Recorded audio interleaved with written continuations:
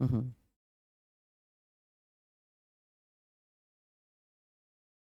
हम्म हम्म। चलो, आज हम लोग पढ़ेंगे फिनॉल का प्रिपरेशन। फिनॉल के बारे में आपको मैं बताऊंगा कि फिनॉल का प्रिपरेशन क्या होता है, फिनॉल कहते किसको हैं, क्या क्या मेथड ऑफ प्रिपरेशन होता है, कहाँ से इसको लाया जाता है। ठीक है, तो फिनॉल का सबसे पहली बात बता दूं कि ये एक्चुअली अगर हम इसको डिटेल बात कर लें बेटा, तो ये देखो, ये बेंजीन होता है। अगर बेटा मैं बेंजीन ड्रॉ कर रहा हूं तो बेंजीन के अल्टरनेट यहाँ पे बॉन्ड होता है। बेटा हर कार्बन पे आपका एक एक हाइड्रोजन होता है, यहाँ पर सभी कार्बन पे एक एक हाइड्रोजन आपको मिलेगा, है ना। और जब तक सभी कार्बन पे एक एक हाइड्रोजन होगा, सब पे एक एक सिंगल अल्टरनेट बॉन्ड होगा बेटा, तो हर कार्बन का हाइब्रिडाइजेशन क्या होगा, sp2 होता है। बेटा अगर sp2 है तो बॉन्ड एंगल कितना होगा, 120 डिग्री होगा। और अगर 120 डिग्री होगा तो सारे कार्बन क्या होंगे, एक प्लेन में होंगे। और अगर प्लेन में नहीं होंगे तो ये रेजोनेंस में पार्टिसिपेट ही नहीं करेगा। रेजोनेंस बनाने का मतलब क्या होता है कि ये डबल सिंगल डबल है जो कॉन्जुगेशन में रहता है, और कॉन्जुगेशन की वजह से ये आपका रेजोनेटिंग स्ट्रक्चर में पार्टिसिपेट करता है। लेकिन अगर एक कार्बन सेम प्लेन में दूसरा कार्बन आउट ऑफ प्लेन अगर हो जाए तो वो रेजोनेंस में पार्टिसिपेट नहीं करता। तो ये बेंजीन भी बोलते हैं या इसको हम एरीन भी बोलते हैं, इसका दोनों नाम होता है। अगर कोई एक कार्बन बेटा यहां से हटा दें, सॉरी एक हाइड्रोजन हम यहां से रिमूव कर दें, एक हाइड्रोजन अगर रिमूव करते हैं और उसके जगह इसको अगर एक हाइड्रोजन हटा दोगे तो ये आपका हो जाएगा C6H5 सिंगल बॉन्ड हो जाता है। लेकिन ये बेटा क्या होगा, C6H6 हो जाता है बेटा, ये बेंजीन होता है। एक बॉन्ड जो आपका खाली हो गया बेटा, उस बॉन्ड पे जो OH लगाते हो, इसको हम एक बॉन्ड खाली हो गया तो अब इसको हम बेंजीन थोड़ी ना बोलेंगे, हम इसको एरीन थोड़ी ना बोलेंगे, हम क्या बोलेंगे, दिस इज कॉल्ड फिनाइल, और उसे हम एरील ग्रुप कहते हैं। क्या कहते हैं, एरील ग्रुप कहते हैं। यहीं पे बेटा अगर मान लो कि ये बेंजीन के ऊपर अगर CH2 ग्रुप लगा है और यहाँ एक बॉन्ड खाली है, तो इस कार्बन का जो हाइब्रिडाइजेशन है वो तो sp3 है ना, वो तो क्या है, sp3 है। तो अगर sp3 से OH अटैच रहता है तो इसे कहते हैं बेंजील एल्कोहल, इसका नाम होता है, इतने को कहेंगे बेंजील, और ये एल्कोहल कहलाता है। लेकिन ये sp3 कार्बन से OH अटैच है, इसीलिए ये एरोमेटिक नहीं होगा, एलिफैटिक होता है ये। लेकिन जब OH आपका sp2 हाइब्रिडाइज्ड कार्बन से अटैच होता है बेटा, तो उसे क्या बोलते हैं, हम एरोमेटिक कंपाउंड कहते हैं। तो इसको हम हाइड्रोक्सी बेंजीन बोलेंगे, या इसको क्या बोलेंगे बेटा, फिनॉल बोलेंगे, या इसको हम कार्बोलिक एसिड भी बोलते हैं। इसका एक और नाम होता है क्या, कार्बोलिक एसिड। दूसरी बात, मैंने आपको एक बात और बताई थी कि ये जो है कहां से मिलता है, कोल तार से मिलता है, it is obtain from the coal tar. लेकिन अगर हम मैन्युफैक्चरिंग करना चाहते हैं, मतलब कॉमर्शियली यूज करना चाहते हैं, तो उसको ज्यादा अमाउंट में चाहिए मुझे, और लैब में जो प्रिपेयर किया जाता है उसमें कम अमाउंट में मिलता है। तो मैन्युफैक्चरिंग और लैब में फर्क होता है। लैब में जब प्रिपेयर करोगे तो कम अमाउंट में बनता है, और अगर तुम मैन्युफैक्चरिंग करते हो, मार्केट में बेचने के लिए यूज करते हो, ज्यादा अमाउंट में बनाया जाता है। तो ये एक जनरल आपका इंट्रोडक्शन हो गया कि बेंजीन, फिनाइल, बेंजाइल और फिनॉल में क्या डिफरेंस होता है। सबको समझ में आ गया, क्लियर है सबको, मोबाइल वाले भैया समझ में आ रहा है। अब आगे देखिए ध्यान से, आगे चलते हैं कि मेथड ऑफ प्रिपरेशन क्या होता है, इसका कैसे बनाया जाता है, किस तरीके से प्रिपेयर करोगे। तो सबसे पहले बेटा आता है मेथड ऑफ प्रिपरेशन में, सबसे पहले आएगा आपका कि फ्रॉम हेलो एरीन, ध्यान से सुनना, from hello arene. Hello arene से कैसे बनाया जाता है ये आपको मैं समझा रहा हूं बेटा। हेलो एरीन का जो फॉर्मूला होता है वो क्या कहलाता है, किसी भी बेंजीन के किसी भी कार्बन पे, देखो हर कार्बन का नेचर सेम है अभी फिलहाल, आप यहां पर भी एक नंबर दे सकते हो, इसको भी 1 नंबर लिख सकते हो, यहां भी 1 लिख सकते हो, यहां भी 1 लिख सकते हो, कहीं भी 1 नंबर लिख सकते हो, यहां कोई दिक्कत नहीं है। लेकिन अगर आप कहीं यहां से कोई बॉन्ड लगा दिया, आपने Cl लगा दिया, तो आपका फ्रीडम खत्म हो गया। अब आप जब भी नंबरिंग करोगे तो इसको 1, इसको 2, इसको 3, इसको 4, 5, 6, मतलब 1 यहीं पे आएगा और कहीं नहीं आएगा। 1 जब भी आएगा तो उस कार्बन पे आएगा जहां पे आपका Cl दिखाई दे रहा है। बात सबको समझ में आ गई? देखो एकदम बेसिक से बता रहे हैं।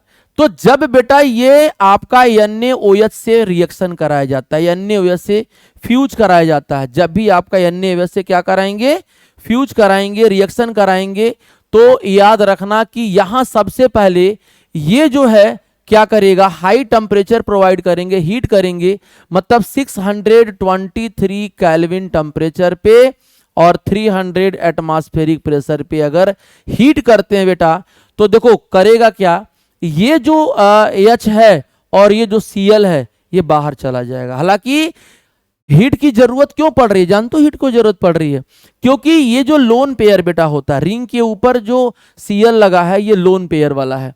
तो आप भी जानते हो कि Cl के पास बैलेंस शेल में कितने इलेक्ट्रॉन होते हैं, 7 इलेक्ट्रॉन होते हैं। कितने होते हैं, 7। 7 में से देखो एक बॉन्ड यहां बना लिया इसके साथ और 2 यहां पर और 6, तो 2 2 4 2 6 एक 7 इलेक्ट्रॉन हो गया आपके पास। तो बेटा इसमें से 3 लोन पेयर में से एक जो लोन पेयर है वो इस रिंग के साथ कॉन्जुगेशन में है, वो रिंग के साथ बॉन्ड बनाएगा। यानी आप भी जानते हो कि कभी भी अगर लोन पेयर है, सिंगल बॉन्ड है, डबल बॉन्ड है, तो बेटा लोन पेयर जाता है पाई बॉन्ड की तरफ, ना कि पाई बॉन्ड लोन पेयर की तरफ आता है, क्योंकि लोन पेयर तो फ्री है, पाई बॉन्ड जो है बंधा हुआ है, बॉन्ड यहां बना हुआ है। तो जो फ्री इलेक्ट्रॉन होते हैं वो ज्यादा मूवमेंट करते हैं, इसीलिए हमेशा the lone pair will always move toward the pi bond. ठीक है, तो ये क्या करता है बेटा, ये आपका इलेक्ट्रॉन यहां आएगा और जैसे ही इलेक्ट्रॉन यहां आएगा बेटा, तो कार्बन की जो बैलेंसी यहां 4 होनी चाहिए थी, जैसे 1 सिंगल, 2 सिंगल, 3 सिंगल, 4 एक पाई बॉन्ड को लेके, वो बैलेंसी 5 हो जाएगी। तो 5 न करके अनस्टेबिलिटी को पाने के चक्कर में वो फिर अपने आप को स्टेबल बनाएगा और इसके इलेक्ट्रॉन को यहां शिफ्ट कर देता है। तो यहां पर Cl के बीच में डबल बॉन्ड रहता है। बस यही तक मुझे आपको थोड़ा समझाना था कि बेटा ये हीट की क्यों जरूरत पड़ रही है। हीट इसलिए जरूरत पड़ रही है क्योंकि ये पाई बॉन्ड को तोड़ना पॉसिबल नहीं होता बेटा, पाई बॉन्ड को ब्रेक करना यहां से आप पॉसिबल नहीं होगा। ऐसा नहीं कि आप बॉन्ड यहां तोड़ पाओगे, इसको तोड़ने के लिए बहुत ज्यादा एनर्जी की जरूरत पड़ती है। बात सबको समझ में आ रही है? तो बेटा यहां क्या होता है, heat is needed to breaking the CCl bond. तो करेगा क्या, ये यहां से Cl निकलेगा और यहां से क्या होगा, H निकलेगा। तो क्या बनाएगा, ये आपका जो प्रोडक्ट बनाएगा बेटा, ये बना देगा एक एसिड, सोडियम फिनॉक्साइड इसका नाम कहलाता है। ये क्या कहलाता है, सोडियम फिनॉक्साइड बन जाएगा। ये कहलाता है सोडियम फिनॉक्साइड बन जाता है बेटा, सोडियम फिनॉक्साइड कहलाता है। फर्दर जब हम इसमें क्या डाल देंगे, फर्दर जब हम इसमें एसिड डालेंगे तो एसिड क्या करेगा, प्लस माइनस, ये वाला प्लस वाला और ये माइनस वाला निकल जाएगा किस फॉर्म में, NaCl के फॉर्म में। तो बेटा फाइनली यहां पर हमारे पास क्या मिल जाएगा, OH मिल जाएगा, जो क्या मेरा है, ये फिनॉल है। बात सबको समझ में आ रहा है कैसे बना, ये क्लियर हो गया। तो ये कहानी है। तो इस तरीके से आपको हेलोएरिन से इसका प्रिपरेशन करना होता है। दूसरा बेटा मेथड होता है, दूसरा होता है from benzene sulphonic acid, from benzene sulphonic acid, benzene sulphonic acid. तो बेंजीन सल्फोनिक एसिड आता कहां से है, पहले तो ये देखना पड़ेगा आपको बेटा। बेंजीन के साथ आपको करना क्या है, ओलियम का रिएक्शन कराना होता है। अब बोलोगे सर ओलियम क्या होता है, तो ओलियम की जरा बात मैं आपको अलग से बता देता हूं, तब समझिएगा। ओलियम जो होता है बेटा वो होता है H2O7 या फ्यूमिंग हम H2SO4 इसको कहते हैं। या बेटा यहां पर अगर कहीं ऐसे भी लिखा रहेगा कि SO3 फॉलोड बाई H2SO4, तो ये भी आपका क्या कहलाता है, ओलियम कहलाता है। कैसे, ऑक्सीजन 3 और 4 7 हो गया, यही आएगा, 2 हाइड्रोजन है और 2 सल्फर है, तो इसको भी हम वही कहते हैं। यहीं से जो होता है बेटा, जब आप इलेक्ट्रोफिलिक पढ़ते हो तो यहाँ पर इलेक्ट्रोफाइल का फॉर्मेशन होता है। सल्फर के पास जो होता है बेचारा गरीब बन जाता है, इलेक्ट्रोफाइल बन जाता है, वहां पर इलेक्ट्रोफिलिक सेंटर बन जाता है, यानी उसकी इलेक्ट्रॉन डिफिशियंटी हो जाती है, तो ये आपका सेंटर इलेक्ट्रोफाइल हो जाता है। तो ओलियम का जब रिएक्शन यहां कराओगे तो क्या होगा, ओलियम में इस बेंजीन के ऊपर क्या आ जाएगा, SO3H आ जाएगा। एक्चुअली यहां आएगा SO3H। मैकेनिज्म देखो यहां पे क्या करना था, ये पहले ये अटैक करता है, रिंग के ऊपर ये अटैक करता है, ये वाला। तो रिंग के ऊपर तो बहुत सारे इलेक्ट्रॉन होते हैं, ढेर सारा इलेक्ट्रॉन होता है, तो बेटा यहां पर ओलियम आता है, ओलियम का एक पार्टिकल्स यहां आएगा, मतलब कि ये प्लस के रूप में आएगा। और आप भी जानते हो बेंजीन के पास बहुत ढेर सारे इलेक्ट्रॉन होते हैं, तो ये पाई बॉन्ड मान लो यहां अगर शिफ्ट करता है तो पाई बॉन्ड शिफ्ट करने के बाद इस सेंटर पे प्लस आता है और इस सेंटर पे क्या आता है, माइनस आता है, और फिर ये माइनस इसको इनवाइट करता है, और इनवाइट करने के बाद बेंजीन के ऊपर जो आता है बेटा, बेंजीन के ऊपर जो आता है वो इस तरीके से आता है। देखो ध्यान से, एक मिनट, बेंजीन के ऊपर जो आएगा आपका वो इस तरीके से आ जाएगा। यहां पे डबल बॉन्ड रहेगा ही, ये प्लस चार्ज हो जाएगा, ये H हो जाएगा, और यहां आ जाएगा डबल बॉन्ड इधर, और ये माइनस चार्ज हो जाएगा। तो बेटा ये आपका इस तरीके से ये बनता है। यहां पे जो आप देख रहे हो, यहां पे आप जो देख रहे हो, जो पीछे एक मिनट, ये जो आप पीछे मैंने बताया यहां पर, तो SO3H उसी तरीके से आता है, तो बेंजीन सल्फोनिक एसिड कहलाता है। फिर से बेटा यहां करना क्या होता है, यहां पर आपको डालना होगा, पहली बात NaOH से रिएक्शन कराओगे, उसके बाद दूसरी मेथड में आप H+ लेके जाते हो, ठीक है, एसिडिक प्रेजेंस करते हो। तो इसमें बनता क्या है ये आपको देखना है अच्छे तरीके से। एक्चुअली SO3H है ना, ये एसिड है और ये क्या होता है, बेस होता है। ये पूरा का पूरा, ये पूरा का पूरा देखो ध्यान से, ये पूरा का पूरा और ये पूरा का पूरा H, देखो H2SO3 बाहर चला जाता है, और यहां पे आपका ONA आ जाता है, और ONA फिर ये H की प्रेजेंस में, ये जो H मैं लिखा हूं ये H+ आता है, इसको बाहर कर देता है, और फिर यहां पर क्या बना देता है, OH का फॉर्मेशन, मतलब फिनॉल बना देता है। तो एक्चुअली ये पूरा का पूरा कंपोनेंट आपका बाहर चला जाता है, पूरा का पूरा कंपोनेंट निकल जाता है। तो देखो रिएजेंट जो लिखा होता है एरो के ऊपर, वो रिएजेंट आपका पहला अगर लिखा तो पहले ये रिएक्शन करेगा, फिर दूसरे बाद ये रिएक्शन करेगा। तो इसमें देखो ये एसिडिक है, ये बेसिक है, तो एसिड बेस रिएक्शन कुछ समय के लिए यहाँ पे होना स्टार्ट हो जाता है। बात सबको क्लियर है, ये समझ में आ रहा कैसे हो रहा है, बोलो। तो इसके बाद ये दूसरा, ये पहला मेथड ऑफ प्रिपरेशन हो गया, और दूसरा मेथड ऑफ प्रिपरेशन आपका ये हो गया। चलते हैं थर्ड में, फ्रॉम डाइजोनियम सॉल्ट से। बढ़े आगे, लिखो जल्दी करो, थोड़ा फास्ट वर्क करिए ताकि मेथड ऑफ प्रिपरेशन का टॉपिक फिनिश हो जाए। फ्रॉम डाइजोनियम सॉल्ट कैसे बनाया जाता है ये आप ध्यान दीजिएगा।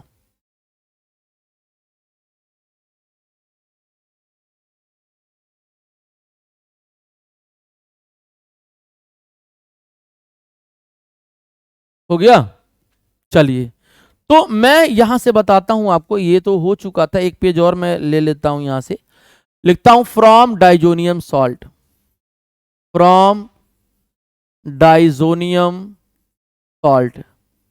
एक्चुअली डाइजोनियम सॉल्ट बेटा डायरेक्ट नहीं आता है, डाइजोनियम सॉल्ट को लाने के लिए starting material will be use as a aniline. बेटा यहां पर NH2 यूज किया जाता है, और ये आपका एनिलीन कहलाता है। बेटा एनिलीन में जो रिएजेंट डाला जाता है उस रिएजेंट को क्या कहते हैं, NaNO2 फॉलोड बाई HCl, ठीक है, और हीटिंग भी देते हैं। लेकिन एक बात बताओ, ये डायरेक्ट यूज नहीं करते हैं इसको, हम इसके जगह भाई ये प्लस ये माइनस, ये प्लस ये माइनस, तो ये तो डायरेक्ट HNO2 ही दे देता, ये डायरेक्ट क्या दे देता, HNO2। देखो ये Na और Cl निकल जाता है यहां से, और क्या बनाएगा HNO2। तो बोलोगे सर HNO2 डायरेक्ट क्यों नहीं ले रहे हैं, तो एक्चुअली HNO2 जो है थोड़ी सी अनस्टेबिलिटी होने की वजह से हम डायरेक्ट नहीं लेते, इनडायरेक्टली इससे ऑब्टेन करते हैं। तो जब एनिलीन रिएक्शन करेगा बेटा, जब एनिलीन आपका रिएक्शन करेगा तो क्या करेगा, ध्यान देना, जब एनिलीन रिएक्शन करेगा तो NH2 ग्रुप को वो आपको कहां कन्वर्ट करके लाएगा, वो ध्यान देना है। तो बेटा ये आपका NH2 N2 plus Cl minus में कन्वर्ट हो जाता है। ये किस में कन्वर्ट हो जाता है, N2 प्लस Cl माइनस में कन्वर्ट हो जाता है, और इसी को कहते हैं हम लोग benzene diazonium chloride. Benzene diazonium chloride, nitrogen containing में आप पढ़ेंगे या पढ़ा चुका हूं शायद। तो बेंजीन डाइजोनियम क्लोराइड का क्या होता है, फॉर्मेशन होता है। N2 पे प्लस चार्ज है, ये थोड़ी सी स्टेबिलिटी भी तकलीफ होती है, उसको अनस्टेबिलिटी होती है। अब यहां पर बेटा क्या करना है, बहुत अच्छी चीजें मैं बता रहा हूं, ध्यान से देखना। यहां पे जब हीट करोगे इसको, मतलब पानी के प्रेजेंस में अगर हीट करोगे, वार्म करोगे इसको अगर, तो ये करेगा क्या, N2 प्लस N2 में कन्वर्ट हो जाएगा, मतलब ये N2 बना लेगा, बाहर चला जाएगा, माइनस Cl और इसका H प्लस, यह Cl बना लेगा, और बचा क्या, बेंजीन के ऊपर OH चार्ज आ जाएगा, और ये बेटा क्या कहलाएगा, आपका फिनॉल कहलाएगा। तो इस तरीके से एनिलीन से आप फिनॉल का फॉर्मेशन करते हो। एनिलीन से डाइजोनियम सॉल्ट बनाओगे, डाइजोनियम सॉल्ट अनस्टेबल, ये देखो ये रेजोनेंस से तो स्टेबलाइज होगा, रेजोनेंस से तो स्टेबलाइज होगा, लेकिन N2 पे प्लस चार्ज आ गया ना, तो उस N2 को प्लस चार्ज से N2 में कन्वर्ट होना चाहेगा बेटा। तो इसीलिए जब आप हीट करोगे, गर्म पानी में डालोगे, तो H प्लस इसका और Cl माइनस निकल जाएगा, और N2 के जगह पे क्या आ जाएगा, इस OH यहां से H प्लस होगा और OH माइनस ये आपका चला जाएगा उसके रिंग के ऊपर। तो इस तरीके से आपको फिनॉल इससे भी बना सकते हो। कोई दिक्कत किसी में, कोई प्रॉब्लम? आगे चलते हैं बेटा। तो ये कहानी हो गया। इसके बाद सबसे अच्छी बात आपको बताता हूं क्यूमीन में। तो phenol is manufacture from the hydrocarbon cumene. Cumene is oxidized in the presence of air to cumene hydroperoxide. It convert to phenol and acetone by treating with dilute HCl. Acetone is a byproduct. It is obtained in the large quantity by the method. बहुत अच्छी बात बता रहा हूं, ध्यान से सुनना, यहां सुनो ध्यान से। फ्रॉम क्यूमीन कैसे बनाओगे बेटा, इधर देखो, फ्रॉम क्यूमीन। तो सबसे पहले तो ये पूछोगे सर क्यूमीन क्या होता है, और बहुत इंपॉर्टेंट है, यहां से इंटरमीडिएट नीट वाले भी पूछते हैं एकदम अच्छे तरीके से। देखो इधर बेंजीन है ये, और बेंजीन के ऊपर CH लगा है, इधर CH3 है, इधर CH3 है, तो इसको क्या बोलते हैं, क्यूमीन बोलते हैं। ये क्या कहलाता है, क्यूमीन कहलाता है बेटा। अब क्यूमीन को हम क्या प्रोवाइड करेंगे बेटा, क्यूमीन को प्रोवाइड क्या करेंगे, यहां देखिए क्यूमीन को क्या दे रहे हैं हम लोग, ये सबसे पहले ऑक्सीजन प्रोवाइड करेंगे, यहां O2 प्रोवाइड करेंगे। भैया O2 किसको डिस्टर्ब करेगा, O2 किसको डिस्टर्ब करेगा, वो इस H को डिस्टर्ब करेगा। देखो ध्यान से, ये जो H है, जो रिंग के ऊपर कार्बन अटैच है, जिस कार्बन का हाइब्रिडाइजेशन sp3 है, उसको डिस्टर्ब करेगा और उसको क्यूमीन परऑक्साइड का फॉर्मेशन कर देता है। यानी वहां पे जो बनेगा वो आपका क्या बना लेगा, परऑक्साइड बना देगा। तो देखिए ध्यान से, ये आपका क्या बना लेगा, यहां पर C, यहां पर CH3 और यहां पर CH3, यहां पर O, यहां पर O और यहां H। तो ये क्या कहलाएगा, क्यूमीन पर हाइड्रोक्साइड कहलाएगा, पर हाइड्रोक्साइड कहलाता है, या परऑक्साइड कहलाता है। आप ऐसे कह सकते हैं, क्यूमीन परऑक्साइड कह सकते हैं। भैया क्यूमीन परऑक्साइड क्यों कह रहे हैं, क्योंकि आप भी देख रहे हो कि यहां पर जो मिल रहा है आपका, ये परऑक्साइड लिंक है, यहां पे जो आपको मिल रहा है ये आपका क्या है, परऑक्साइड लिंक है, यही कहलाता है परऑक्साइड। ठीक है, तो अब इसके बाद क्या होता है, फिर जब इसको हम तोड़ते हैं बेटा, जब हम इसको तोड़ते हैं तो कैसे कन्वर्ट होता है, आप यहां देखिए, इस पे मैं आपको बता रहा था, यहां देखिए, ये आपको मैं बता रहा था यहां से कि जब हम इसको फिर से एसिडिक मीडियम में हाइड्रोलिसिस कराते हैं तो ये आपको क्या देता है, वही बताना हूं। देखो ध्यान से, जब एसिडिक मीडियम में हाइड्रोलिसिस कराओगे तो एसिडिक मीडियम में हाइड्रोलिसिस कराने पर क्या बनेगा, ये देखो, बात ना करो। ये देखो क्या बनेगा, H प्लस दे दिया जाए, पहले इसको H प्लस दे दिया जाए पानी में, तो क्या करता है, शॉर्ट ट्रिक समझो इसका। ये जो बेटा OH होता है ना, ये पूरा का पूरा OH इस कार्बन पे चला जाता है और ये बॉन्ड यहाँ चला जाता है, यानी पूरा ये वाला ग्रुप निकल जाता है, OH यहाँ चला जाता है। इसका मतलब बेंजीन के ऊपर जो आपको मिलेगा वो फिनॉल मिलता है और फिर ये आपका एसीटोन का फॉर्मेशन करता है। तो जानते हो, एक बार नीट वाले पूछे हैं कि भाई क्यूमीन का, जब क्यूमीन से हम क्या बनाते हैं, फिनॉल बनाते हैं, तो बाई प्रोडक्ट क्या था। ठीक है, तो what is the by product, what is the by product in the formation of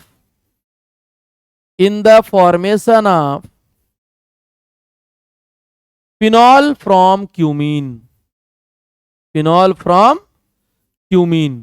बेटा क्यूमीन से जब हम फिनॉल बनाते हैं तो बाई प्रोडक्ट क्या है, ये आपसे पूछ रहा है।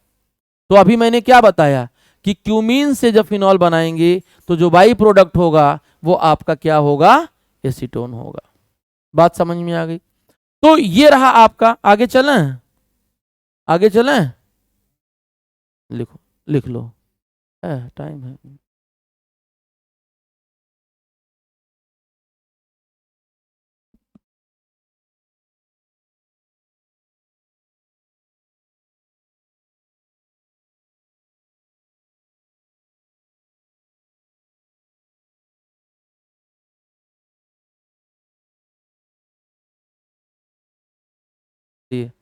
आगे चलें अब।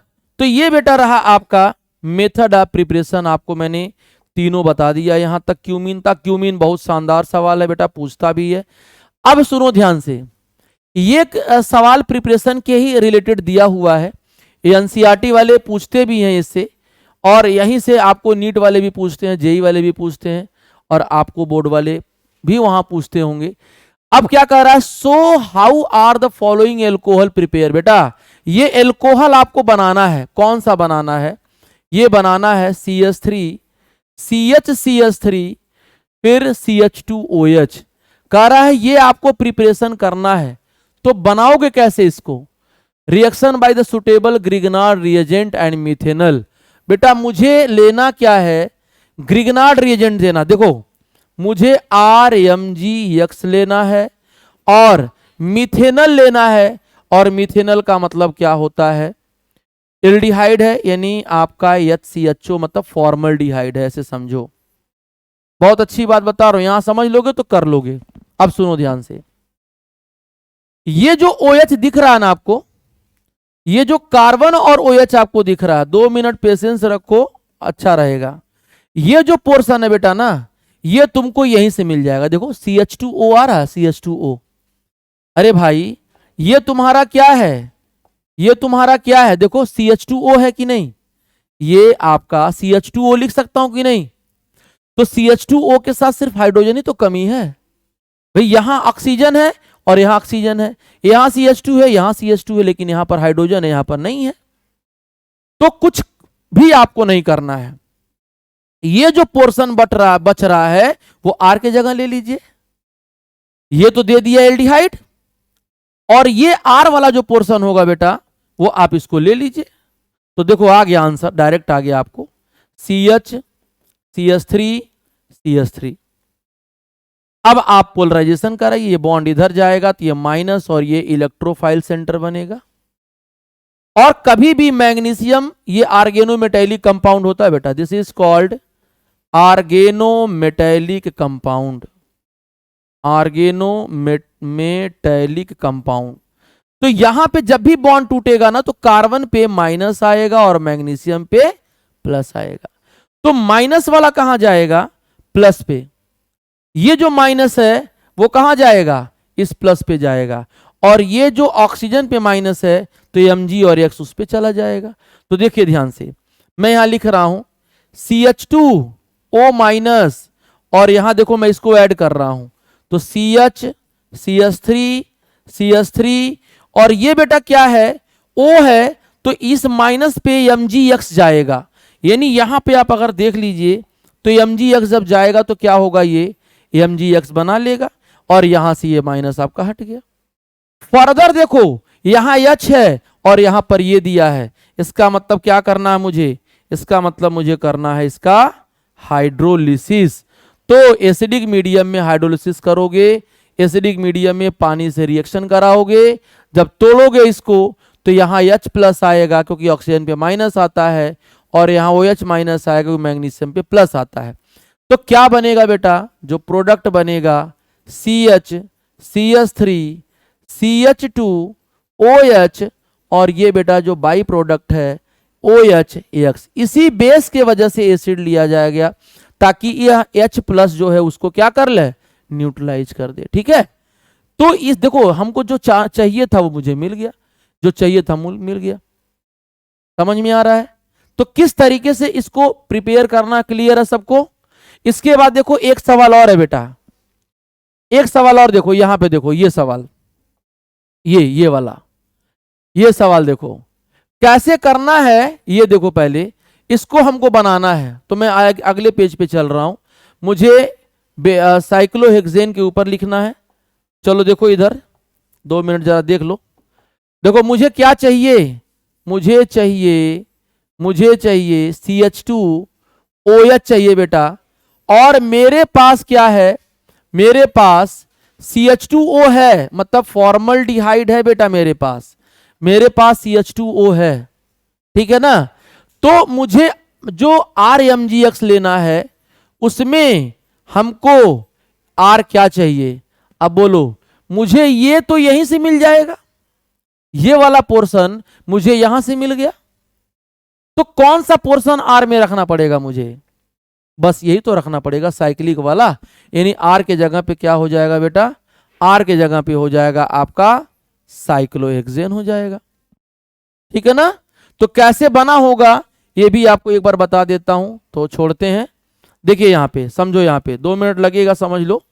mgx है बेटा, और यहां HC डबल बॉन्ड OH है। फिर वही बात है जो पोलराइजेशन आपको सिखाया था, ये माइनस यहां आएगा, ये प्लस आएगा, ये यहां माइनस आएगा, ये प्लस आएगा, माइनस वाला टर्मिनल यहां जाएगा और प्लस वाला यहां जाएगा। एक बात याद रखना, हमेशा माइनस प्लस की तरफ जाता है, प्लस माइनस की तरफ नहीं जाता है। तो हाइयर इलेक्ट्रॉन डेंसिटी से लोअर इलेक्ट्रॉन डेंसिटी, तो बना लीजिए। मैंने इसको CH2 से कनेक्ट कर दिया, यहां पे क्या कनेक्ट कर दिया, mgx कनेक्ट कर दिया। फिर पीछे वाली कहानी, हाइड्रोलिसिस कराना पड़ेगा पानी डाल करके एसिडिक मीडियम में। तो क्या हो जाएगा, क्या हो जाएगा, ये टूटेगा, इधर H आ जाएगा, इधर OH माइनस आ जाएगा, क्योंकि ऑक्सीजन पे माइनस और मैग्नीशियम पे प्लस, तो ये बन जाएगा आपका, ये CH2OH बन जाएगा और MgOH का फॉर्मेशन हो जाएगा, बन गया। बोलो क्लियर है? तो ये रहा आपका मेथड ऑफ प्रिपरेशन, कैसे फिनॉल का करते हैं। उसमें जो आपका NCERT वालों ने पूछा था कि कैसे बनाया जाता है स्टार्टिंग मटेरियल से, उसको मैंने बता दिया। ठीक है ना, तो अब हम लोग चलते हैं नेक्स्ट लेक्चर में, हम लोग मिलेंगे property of phenol, physical property भी पढ़ेंगे और केमिकल प्रॉपर्टी भी पढ़ेंगे। ठीक है, कल मिलते हैं, मस्त रहिए एकदम।